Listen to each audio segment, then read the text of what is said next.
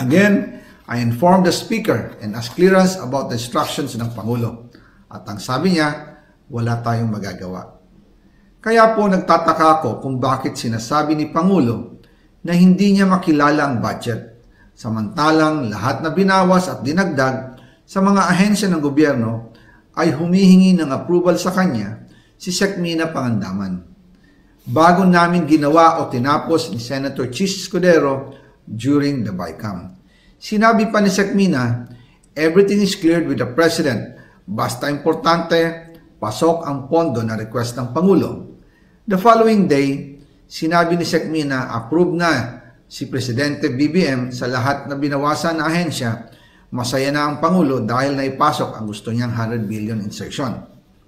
Wala pong perang napunta sa akin. Lahat po ng insertion napunta sa ating Pangulo at Speaker Martin Romualdez. Ako lang at ang aking mga tao, sila Paul Estrada, Mark Tiksay, at ang aking mga security ang nag-deliver papunta sa bahay nila Pangulong Bongbong Marcos at Speaker Martin Romualdez sa North Forbes Park, South Forbes Park, hanggang sa Malacanang. Yung mga deliveries po ay merong record ang aking mga tao. Totoo po yung sinasabi ni Orly Gutesa na nag-deliver siya sa Forbes Park. Totoo din po ang sinasabi ni Orly Gutesa na nag-deliver siya sa Malacanang nung siya ay nasa Senado. Para mapatunayan ang mga litrato na deliveries ay ilalabas ko po together with this video.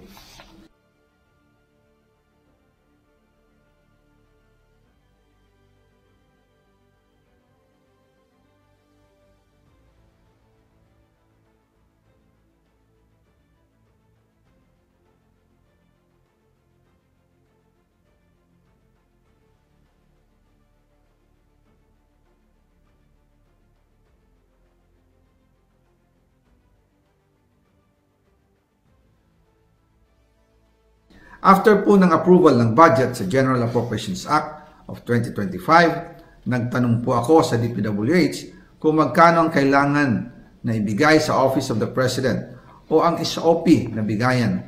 Ang sinagot sa akin ay 25%. Ang ibig sabihin nito, 25% ng 100 billion ang SOP na kailangan ibigay kay BBM mismo. In total, 25 billion ang napunta kay Pangulong Bongbong Marcos. Kaya ngayon ay hinahamon ko si Ombudsman Remulla kung seryoso talaga siya sa mga sinasabi niya sa kanyang press release na idadamay niya pati si Martin Romualdez kung magbibigay ako ng ebidensya. Patunayan niya ngayon ang pronouncement niya. Imbestigahan niya ang fraternity Brad at ang kanyang kaibigan na si Speaker Martin Romualdez kung talagang tutupad siya sa tungkulin niya. Imbestigahan din niya si President Bongbong Marcos. Sabi nga ni BBM nung SONA, let's do it right at mahiya naman kayo, hindi po ba? Nananawagan din po ako sa Senado na imbestigahan ang 100 billion insertion ni Presidente. Alam ko po na hindi gagawin ni Ombudsman Remulla ang hamon ko.